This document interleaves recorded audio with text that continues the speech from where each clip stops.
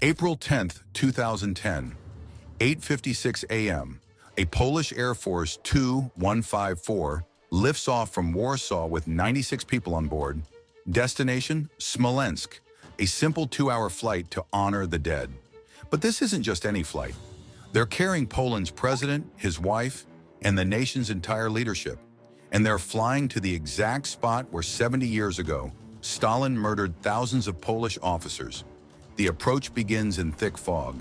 Visibility, 400 meters. Russian controllers warn them 4 times. Don't land, but there's pressure. The ceremony cannot wait. The dead have waited 70 years. Then in 6 seconds, everything changes. The aircraft that was supposed to honor victims of one massacre creates another, in the exact same place. How do you lose an entire government and call it an accident?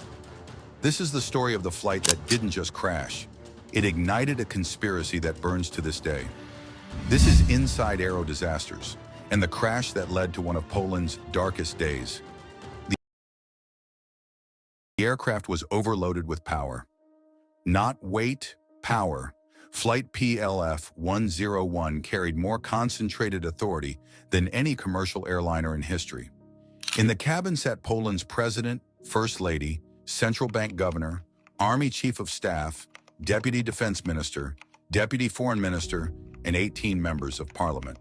If this plane went down, Poland would lose its entire command structure in minutes. This wasn't an accident. President Lech Kaczyński had deliberately packed the flight with Poland's elite. 3 days earlier, Prime Minister Donald Tusk had attended the official Katyn ceremony with Vladimir Putin. Kaczyński refused to be upstaged, especially by Putin, the man he blamed for decades of Soviet lies about the massacre. So he organized his own ceremony, his own tribute, his own flight of political heavyweights. The 20-year-old Tupolev Tu-154M was Soviet-built irony in motion. Communist engineering would carry the families of communist victims to honor the dead at the site where their murders were planned. Even the aircraft's history was stained with symbolism. Captain Arkadiusz Protasiuk settled into the left seat with 3,400 flight hours behind him. His co-pilot brought 1,300 hours of experience. Both knew the Tu-154 inside and out. The flight plan was simple: 2 hours northeast to Smolensk North Airport. What could go wrong on such a routine flight? Everything. Because this wasn't just any destination. Smolensk North wasn't just any airport. And this wasn't just any weather day. At 8:56 a.m., PLF-101 rolled down the runway and lifted into the gray Warsaw morning. In the cabin, Poland's most powerful people settled in for what they assumed would be an unremarkable journey. They were flying toward an appointment with history, and history was waiting. Smolensk North Airport was a relic of Soviet military ambition. Built in the 1960s as a fighter base, it had been abandoned by the Russian Air Force and converted for civilian use. But converted was generous. The facility lacked modern navigation aids, proper lighting systems, and instrument landing capabilities. It was exactly the kind of airport commercial airlines avoided. The single runway stretched 2,500 meters across flat terrain surrounded by forests. No radar approach control, no precision landing system, just basic radio beacons and a control tower staffed by controllers who rarely handled international traffic. Weather conditions that morning were deteriorating rapidly. A thick layer of fog had settled over the airfield just after sunrise. Visibility dropped to 400 meters, well below minimums for a safe approach. The few aircraft scheduled to land that day had already diverted to alternate airports. Everyone except flight PL-F-101. At 10:20 a.m., Captain Protasiuk made initial contact with Smolensk approach control. The Russian controller's message was clear. Visibility 400 meters, no conditions for landing. Recommend alternate airport. 3 other aircraft had already abandoned their approaches that morning. But this wasn't just any flight. The Polish president was on board. The ceremony was scheduled to begin in 2 hours. Hundreds of dignitaries were already assembled at the Katyn memorial site. The political pressure to land was immense. The crew requested vectors for the approach anyway. Inside the cockpit, something else was happening. Cockpit voice recorders would later reveal that 2 additional people had entered the flight deck during the approach. non-crew members whose identities remain classified. Their voices can be heard discussing the landing, adding to the already complex decision-making process. At 10:35 a.m., Flight PLF-101 began its final approach through the fog.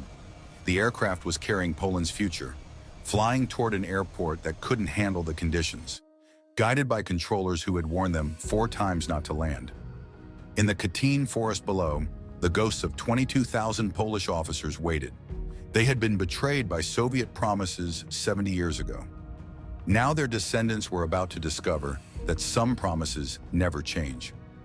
At 10:36 a.m., the aircraft was 3.5 kilometers from the runway, descending through 100 meters altitude.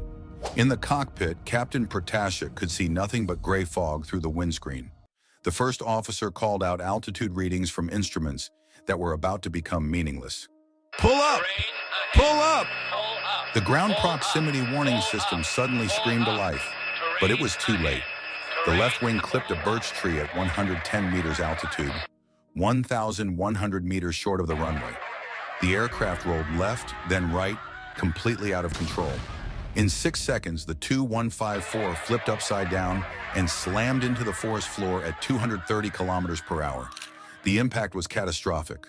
The aircraft disintegrated on contact, debris scattered across 200 meters of forest. Fuel ignited instantly, creating a fireball that could be seen through the fog from the airport control tower.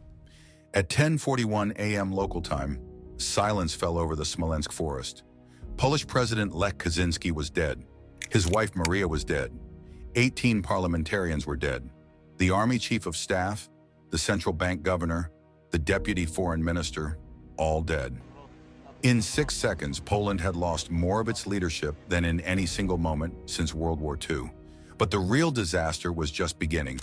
Within minutes, Russian emergency crews arrived at the crash site. They cordoned off the area, declaring it a crime scene under Russian jurisdiction. Polish investigators were kept at a distance. The aircraft's black boxes disappeared into Russian custody. And then came the official explanation: pilot error.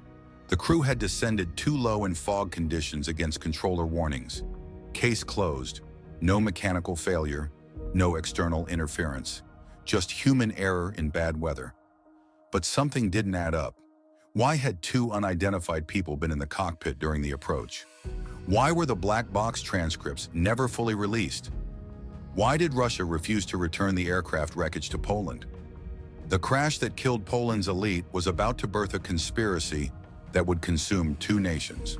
Lech Kaczyński stood at his twin brother's grave, but he wasn't mourning, he was planning. The surviving Kaczyński brother had always been the political strategist, the calculating force behind Lech's presidency. Now he was alone, and he was furious. The official investigation results infuriated him. Russian investigators concluded that Polish pilots had ignored repeated warnings and descended too low in dangerous fog. Polish investigators under Prime Minister Donald Tusk's government largely agreed. Pilot error. End of story. But Jarosław saw betrayal everywhere. Tusk had attended Putin's ceremony 3 days before the crash. The same Tusk whose government now accepted Russian findings without question. The same government that seemed eager to bury the case and preserve diplomatic relations with Moscow. In 2015, Jarosław's Law and Justice Party won power. His first move as the country's most powerful politician was devastating. He appointed Antoni Macierewicz as defense minister and ordered him to reopen the Smolensk investigation. Macierewicz wasn't just any politician. He was a conspiracy theorist who'd spent years claiming the crash was an assassination. Now he had government resources and a mandate for revenge. The new investigation's conclusions were explosive. According to Macierewicz's team, explosions had destroyed the aircraft in mid-air before it hit the trees. The crash wasn't an accident. It was murder orchestrated by Russian intelligence services. The evidence was undeniable, they claimed. Except it wasn't. When the team commissioned a $1.7 million study by a U.S. laboratory to simulate the tree impact, the results contradicted their explosion theory completely. The lab showed the wing damage was perfectly consistent with hitting a birch tree. Macierewicz buried the report. When journalists discovered the cover-up years later, he dismissed their findings as Russian lies and propaganda. The investigation that was supposed to reveal the truth had become a weapon in Poland's political civil war. Facts didn't matter. Evidence was ignored. The dead had become pawns in a game their killers would have recognized. In 2023, Poland's new government finally shut down Masierowicz's investigation. They found what everyone suspected. Millions spent, evidence suppressed, science ignored, all to support a predetermined conclusion. The crash report cited 41 potential crimes in the investigation itself. The hunters of truth had become the criminals. But the damage was done. 14 years later, polls show 1/3 of Poles still believe their president was murdered. The conspiracy has outlived the conspirators, poisoned Polish-Russian relations, and turned a national tragedy into permanent political warfare. The cruelest irony? The flight meant to honor victims of Soviet lies created new lies that may never die. The Polish officers murdered at Katyn in 1940 were betrayed by propaganda. Their descendants, killed at Smolensk in 2010, were betrayed by propaganda once again. Sometimes the cover-up is worse than the crime. Sometimes the flights that honor the dead end up dishonoring them. And sometimes the most dangerous crashes are the ones that never end. If you want to understand how aviation disasters become political weapons and how truth gets buried under conspiracy, subscribe to Inside Aero Disasters. Because the most tragic crashes aren't always the deadliest.